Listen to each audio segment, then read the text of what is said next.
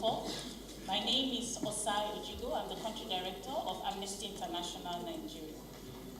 Amnesty International considers the social media bill a threat to freedom of expression in Nigeria. As we already have submitted our memo, I will just lay emphasis on certain aspects of our recommendations. We want to state categorically that Nigeria, being a member of the International Committee of Nations, has ratified several instruments, particularly the International Covenant on Civil and Political Rights, and is also a member of the African Union and the Article 9 of the African Charter on Human and People's Rights, which Nigeria has also passed as part of its laws, is also binding on Nigeria.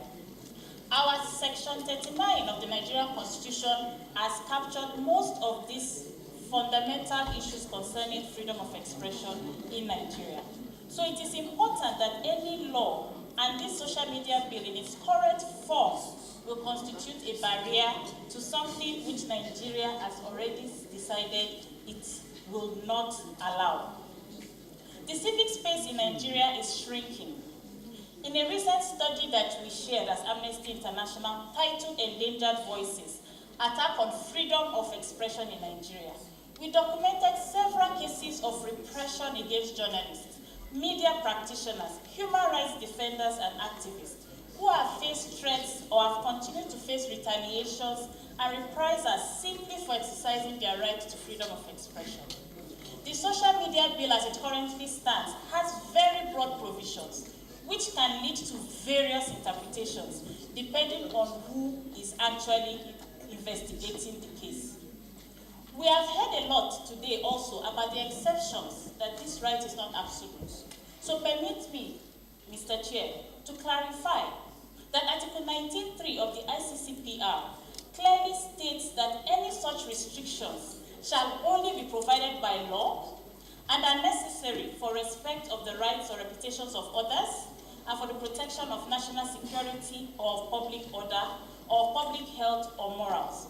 Similarly, Section 39.3 of the Constitution provides that any limitation must be reasonably justifiable in a democratic society.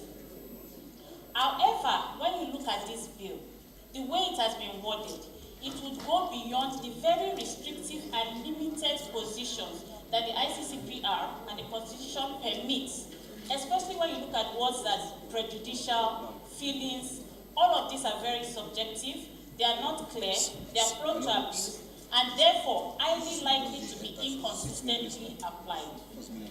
I would like to move us again to look at the test of legality. Yes, we will pass a law in order to give clarity to the issues that we want to formulate. But the Article 19.3 ICCPR, in the interpretation by various international bodies, have said that law must be formulated with sufficient precision to enable an individual to regulate his or her actions accordingly. It must pursue a legitimate aim, which includes the need to protect the rights of others. And such limits must be necessary in a democratic society. The law, the social media bill as it currently stands, will not meet even the basic minimum standards of legality. We've raised the issue of fake news and the fact that disinformation and propaganda is raising a lot of concerns in our country today. In 2017, the United Nations Special Rapporteur on the promotion and protection of the right of freedom of opinion and expression, jointly with the Organization for Security and Cooperation in Europe, gave a declaration on freedom of expression and how to tackle fake news and disinformation.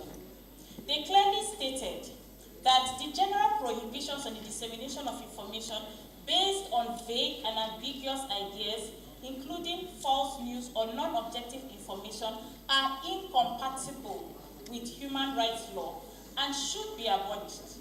It was also stressed that the human rights to impart information and ideas is not limited to correct statements and protects information and ideas that may shock, offend, and disturb.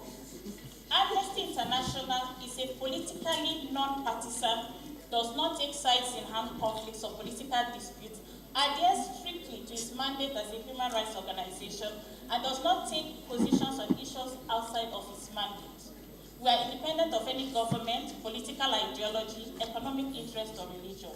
We are seriously concerned about the social media bill, and we feel that it should only serve as a basis to deter public debate, criticism of government, and political dissent. If passed, this bill will create a significant chilling effect on human rights, including freedom of expression online in Nigeria. I thank you, Mr. Chair. Thank you so much.